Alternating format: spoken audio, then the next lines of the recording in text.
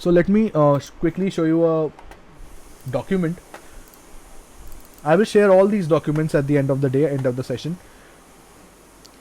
So as you can see, this is a Google Doc cheat sheet. I will share it with you.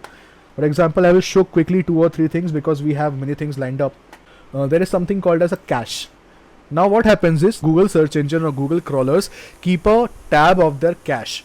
So basically they cache a website to store the most recent contents, and whenever you search for that website, the cached result is shown to the user.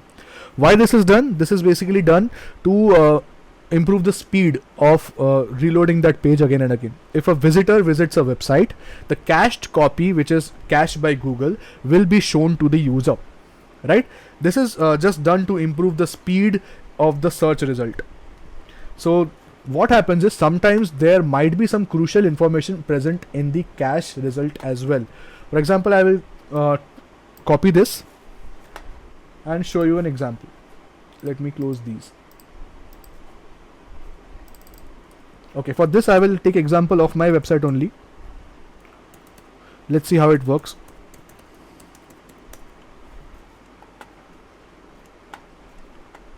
Yeah, so I guess you can see this. So on the top you can see this is a Google cache of so and so website. It is a snapshot of the page as it appeared on 30th June 2024. So if you are doing it along with me, you can use any website. You can even use google.com, you can even use facebook.com, whatever you want. This is not hacking. This is simply reloading a page or a cached copy of a website. So as you can see, this is my website. This is basically where I upload the courses.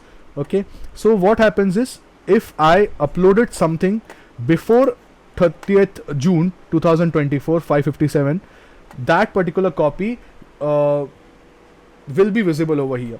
But what if I delete that copy right now? For example, this is the website in front of you. So for example, if I delete one of these notes right now, okay, for example, double and triple DES advanced encryption standard, if I delete any of these notes right now, will it be shown in this cached version? Any answer? So it depends when that cache version, that snapshot was taken.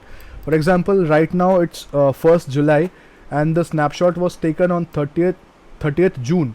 So if I visit the cached version of the website right now, I won't be able to see the change because that has not been taken as a snapshot yet by Google. So when Google takes the snapshot of that website, the cache copy depends on that particular time. So if I delete the files right now, maybe today evening or maybe tonight, Google will again take a snapshot depending upon the frequency. If the website is having large traffic, it keeps taking snapshots in regular intervals very quickly. But right now, as this is a basic website, the traffic is not that high. So Google will take a snapshot in 24 hours or 48 hours once, right? So whenever that snapshot is taken, we can get hold of the data which might be available previously, and right now it might not be available. So why this is done is basically if you accidentally delete something or if you have seen something on some particular date, you wanted that particular data to be downloaded, you can do that very easily. There is again something called as archive, if I am not wrong, archive.org. I have forgot that website. Yeah, I'm correct. So there is this website called as archive.org, Wayback Machine. So over here what you can do is you can even have a look at how facebook.com used to look in 2010, for example. I hope you can see this.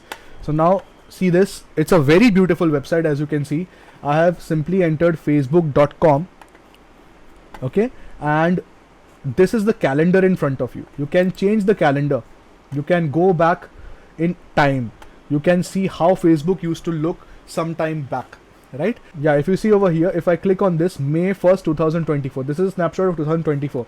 But if I go back over here, you can see a timeline on top. I hope you all are having a look at this. It's really very interesting and intriguing. If you see this, the bars with the maximum height or height buildings are nothing but those where maximum number of changes were being made to that website. So as you can see, in 2018 and 19, maximum updates were made in Facebook, and 2020 as well.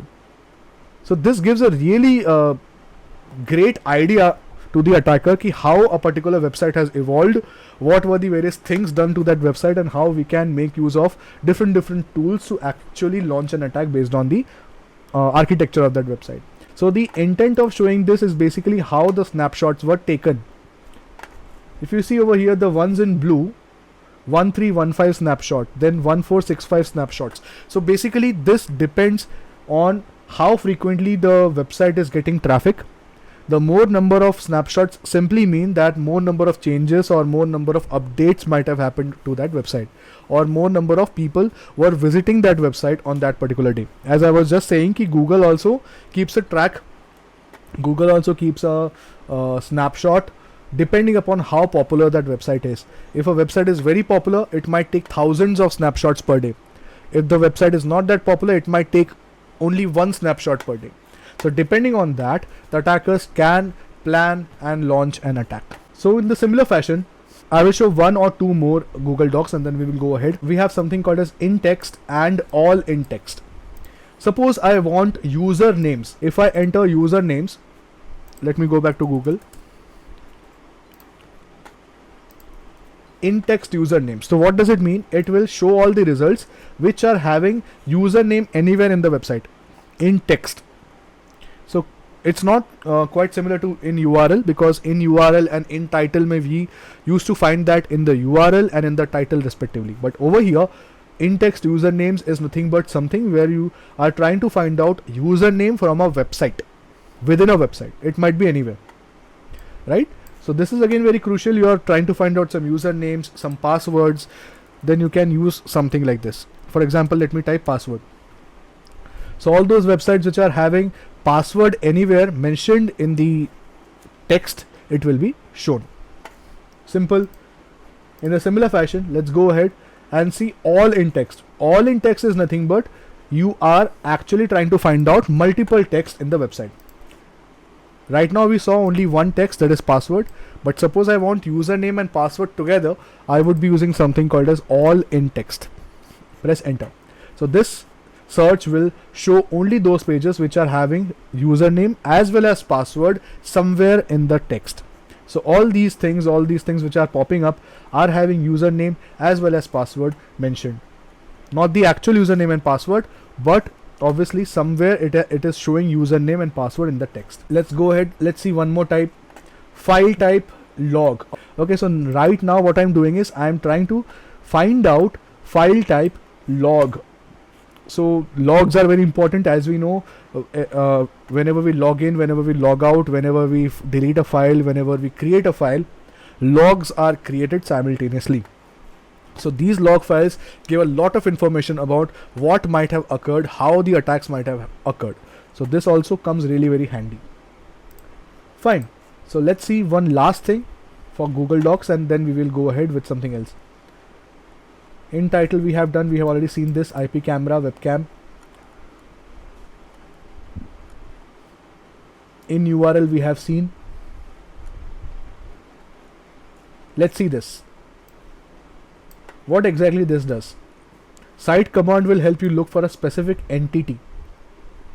So if you are looking for something specific, for some specific website only, I can copy this and only the results related to that website will be shown to me. So as you can see, all the results over here are restricted to only this website, https global.honda.